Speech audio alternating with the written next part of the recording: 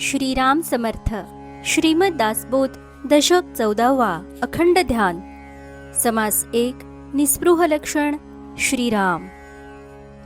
सावधपण सोडू नये, व्यापकपण सांडू नये, कदा सुख मानू नये निसुगपणाचे. श्रीराम. सावधपण कधी सांडू नये, मनाचे व्यापकपण कधी सांडू नये, आळसाचे कधी सुख मानू नये.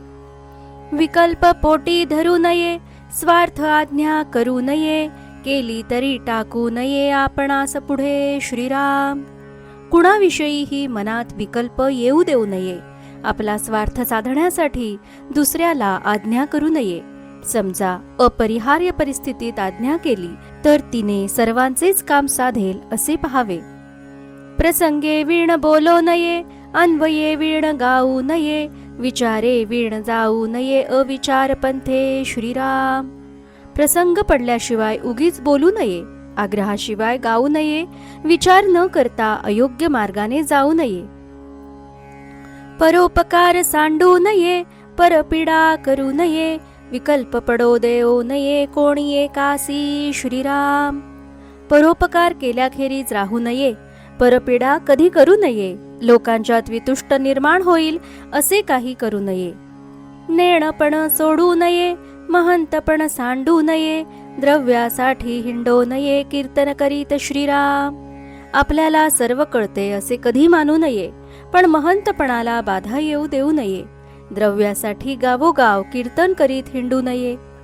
संशयात्मक बोलो नये, बहुत निश्चये करू नये, निर्वाहे विण धरू नये ग्रंथ हाती. श्रीराम. संशयात्मक कधी बोलू नये, उगीचच अनेक निश्चय करू नयेत.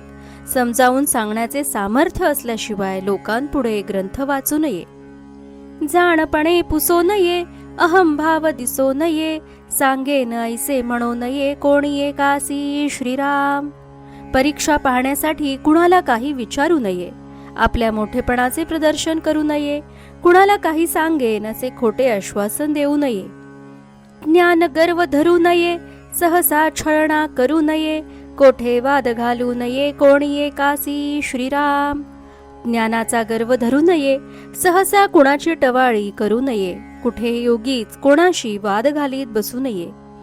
स्वार्थ बुद्धी जडो नये, कारभारी पडो नये, कार्य करते होऊ नये राजद्वारी. श्रीराम. स्वार्थ बुद्धी जडू देऊ नये, राजद्वारी कार्यकर्ते होऊन कुठल्याही कारभारात पडू नये.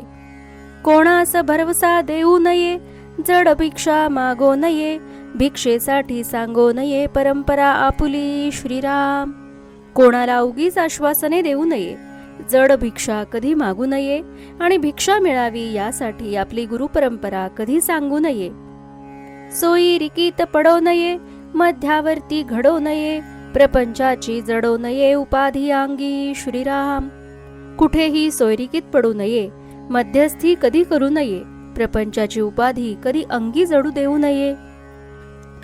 प्रपंच प्रस्ती जाऊ नये, बाष्कळ अन्न खाऊ नये, पाहुण्या सरीसे घेऊ नये आमंत्रणे कदा. श्रीराम.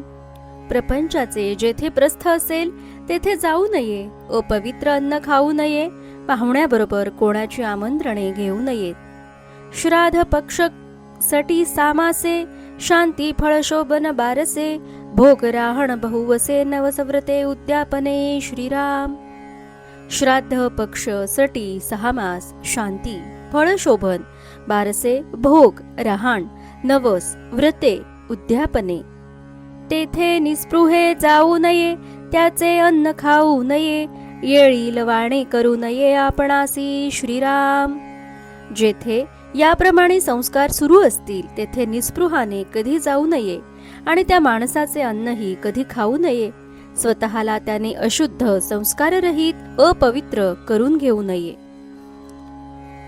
लग्न मुहूर्ती जाऊ नये, पोटासाठी गाऊ नये, मोले कीर्तन करू नये कोठे तरी. श्रीराम. कुणाच्याही घरी लग्न मुहूर्ताच्या वेळी जाऊ नये, पोटासाठी कधी गाऊ नये, कोठेही बिदागी ठरवून कधी कीर्तन करू नये. आपली भिक्षा सोडू नये, वारे अन्न खाऊ नये, निस्पृहासी घडो नये मोल यात्रा. श्रीराम. आपले भिक्षा मागणे कधी सोडू नये, वार लावून तेथील अन्न खाऊ नये. दुसऱ्याच्या पैशाने होणारी यात्रा निस्पृहाने कधी करू नये. मोले सुकृत करू नये, मोल पुजारी होऊ नये. दिल्ला तरी घेऊ नये, इनाम निस्पृहे श्रीराम. दक्षिणा ठरवून कधी पुण्यकर्म करू नये, कधी पगारी पुजारी बनू नये. दुसऱ्याने इनाम देऊ केले तरी निस्पृहाने ते घेऊ नये. कोठे मठ करू नये, केला तरी तो धरू नये. मठपती होऊन बैसो नये, निस्पृह पुरुषे श्रीराम. निस्पृहाने कोठेही मठ करू नये, केला तरी तो धरून राहू नये. निस्पृह पुरुषाने कधीही मठपती होऊन बसू नये. निस्पृहे अवघेची करावे, परी आपण तेथे न संपडावे. परस्परे उभारावे भक्ती मार्गासी श्रीराम. निस्पृहाने सर्व काही करावे, पण आपण त्यात गुंतू नये. परस्पर दुसऱ्याकडून भक्ती मार्गाचा प्रचार करावा, तो वाढवावा. प्रयत्ने वीण राहो नये, आळस दृष्टी आणू नये. देह असता पाहो नये, वियोग उपासनेचा श्रीराम. त्याने प्रयत्न केल्याशिवाय कधी राहू नये, कधी आळस दृष्टीपुढे आणू नये. जोपर्यंत देह आहे तोपर्यंत त्याने उपासनेला कधी सोडू नये. उपाधीमध्ये पडो नये, उपाधी अंगी जडो नये. भजन मार्ग मोडू नये, निसंगळपणे श्रीराम. त्याने कधी उपाधीमध्ये पडू नये, उपाधीमध्ये गुंतू नये आणि अव्यवस्थितपणामुळे भजन मार्ग सोडू नये. बहु उपाधी करू नये, उपाधी वीण कामा नये.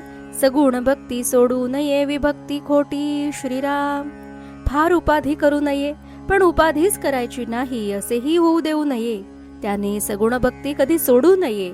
भगवंताशी द्वैत अथवा वेगळेपणा नसावा, तसा असणे योग्य नव्हे. बहुसाल धावो नये, बहुसाल राहो नये. बहुत कष्ट करू नये, असू दे खोटे श्रीराम. अनेक वर्षे धावाधाव करू नये, एकाच ठिकाणी अनेक वर्षे राहू नये. फार कष्ट करू नयेत, पण आयतेपणाही करू नये, तो योग्य नव्हे. बहुसाल बोलो नये, अबोलणे कामा नये. बहुत अन्न खाऊ नये, उपवास खोटा श्रीराम. अखंड बोलत राहू नये किंवा अगदी अबोलही राहू नये. फार अन्न खाऊ नये आणि अन्नाविण राहणे हेही योग्य नव्हे. बहुसाल निजो नये, बहुत निद्रा मोडू नये. बहु नेम धरू नये, बाष्कळ खोटे श्रीराम. फार वेळ झोपू नये आणि निद्रा न घेताही राहू नये. फार नेम धरू नयेत, पण नेमरहित राहणेही अयोग्य होय. बहुजनी असो नये, बहु आरण्य सेवू नये. बहु देह पाळू नये, आत्महत्या खोटी श्रीराम. सारखेच लोकात मिसळू नये किंवा सतत अरण्यवासही करू नये. देहाचे फार लाड करू नयेत आणि आत्महत्याही करू नये. बहुसंग धरू नये, संत संग सांडू नये. कर्मठपणा कामा नये, अनाचार खोटा श्रीराम. कुणाशीही अतिसंग करू नये, पण संत संग मात्र कधी सोडू नये. फार कर्मठपणाही नसावा, पण अनाचार खोटा हेही ध्यानात ठेवावे. बहु लौकिक सांडू नये, लोकांधीन होऊ नये. बहु प्रीती कामा नये, निष्ठुरता खोटी श्रीराम. फार लोकाचार सोडू नये, पण लोकांच्या अधीन होऊनही राहू नये. कुणावरही प्रेम फार करू नये, पण निष्ठुरतेने वागणेही अयोग्यच होय. बहु संशये धरू नये, मुक्त मार्ग कामा नये. बहु साधनी पडो नये, साधने मिळण खोटे श्रीराम. फार संशय धरू नये आणि स्वेच्छाचारही करू नये. अनेकानेक साधनांच्या मागे लागू नये, पण साधनेशिवाय राहणेही योग्य नाही. बहु विषये भोगू नये, विषय त्याग करो नये. देह लोभ धरू नये, बहुत्रास खोटा श्रीराम. फार विषय भोगू नये, पण साधनोपयोगी विषयाचा त्याग करू नये. तसेच शरीर निर्वाहासाठी आवश्यक अशा विषयांचा त्याग करणेही योग्य नव्हे. देहलोभ धरू नये, पण उगीचच देहाला त्रास सोसायला लावणेही अयोग्य होय. वेगळा अनुभव घेऊ नये, अनुभवे वीण कामा नये. आत्मस्थिती बोलो नये, स्तब्धता खोटी श्रीराम. वेगळेपणाने अनुभव घेऊ नये, पण अनुभवाशिवायही राहता कामा नये. आत्मस्थिती कुणाला सांगू नये हे खरे, पण म्हणून तिच्या संबंधी सर्वस्वी मौन पाळणे हेही अयोग्य होय. मन उरो देऊ नये, मने वीण कामा नये. अलक्ष वस्तू लक्षा नये लक्षे वीण खोटे श्रीराम. मनाला शिल्लक उरू देऊ नये, उन्मनी प्राप्त करावी हे खरे, पण मनाशिवाय कार्य होऊ शकत नाही, म्हणून वश केलेले मन असायलाच हवे. तसेच अलक्ष वस्तू जे परब्रह्म ते लक्षात येत नाही, पण म्हणून तिच्या अनुसंधानाशिवाय राहणे हे अयोग्य होय. मन बुद्धी अगोचर बुद्धी वीण अंधकार, जाणीवेचा पडो विसर नेणी व खोटी श्रीराम. परब्रह्म वस्तू मनबुद्धी अगोचर आहे हे खरे असले तरी बुद्धीशिवाय तिचे ज्ञान होऊ शकत नाही. बुद्धी नसेल तर अज्ञानरूपी अंधकार दूर होणार नाही. जाणीवेचा विसर पडणे स्वात्मानुभवासाठी आवश्यक आहे हे खरे, पण नेणीव म्हणजेच अज्ञानास योग्य मानता येत नाही. ज्ञाते पण धरू नये ज्ञाने वीण कामा नये, अतर्क्य वस्तू तर्का नये तर्के वीण खोटे श्रीराम. ज्ञातेपणाचा अभिमान धरू नये हे बरोबर आहे, पण म्हणून ज्ञानाशिवाय राहणेही उपयोगी नाही. परब्रह्म वस्तू अतर्क्य आहे, तिच्या संबंधी तर्क करता येत नाही हे खरे असले तरी तर्कच न करणे हे अयोग्य आहे.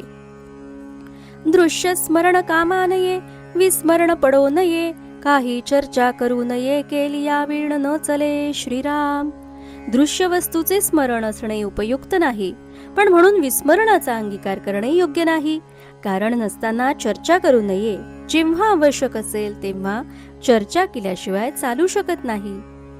जगी भेद कामा नये वर्ण संकर करू नये, आपला धर्म उडवू नये अभिमान खोटा श्रीराम. जगात भेद मानू नये हे जरी खरे असले तरी वर्ण संकर कधी करू नये. आपला धर्म कधी सोडू नये, पण त्याचा अभिमान बाळगणे हे अयोग्य होय. आशा बद्धत बोलो नये विवेके वीण चालो नये, समाधान हालो नये काही केल्या श्रीराम. मनात कसली तरी आशा ठेवून बोलू नये, विवेकाशिवाय वर्तन करू नये. काहीही झाले तरी आपले समाधान भंग होऊ देऊ नये. अबद्ध पोथी लेहो नये पोथी वीण कामा नये, अबद्ध वाचू नये वाचिल्या वीण खोटे श्रीराम. विषयांची संगती नसलेली विस्कळीत पोथी लिहू नये, पण पोथीशिवाय राहू नये. अशुद्ध वाचू नये, पण काहीच न वाचता राहणेही योग्य नव्हे. निस्पृहे वक्तृत्व सांडू नये, आशंका घेता भांडू नये, श्रोतयांचा मानू नये वीट कदा श्रीराम. निस्पृहाने कधी वक्तृत्व सोडू नये, पण श्रोत्यांनी शंका घेतली तर त्यांच्याशी भांडू नये. कधीही श्रोत्यांचा कंटाळा मानू नये. हे सिकवण धरिता चित्ती सकळ सुखे ओळगती, अंगी बाणे महंती अकस्मात श्रीराम. ही शिकवण जर चित्तात दृढ धरली आणि त्याप्रमाणे वागले तर सर्व सुखे प्राप्त होतात आणि अकस्मात महंताचे उत्तम गुण आपल्या ठिकाणी प्रकट होऊ लागतात. इति श्रीदासबोधे गुरु शिष्य संवादे निस्पृह लक्षण नाम समास पहिला समाप्त. जय जय रघुवीर समर्थ.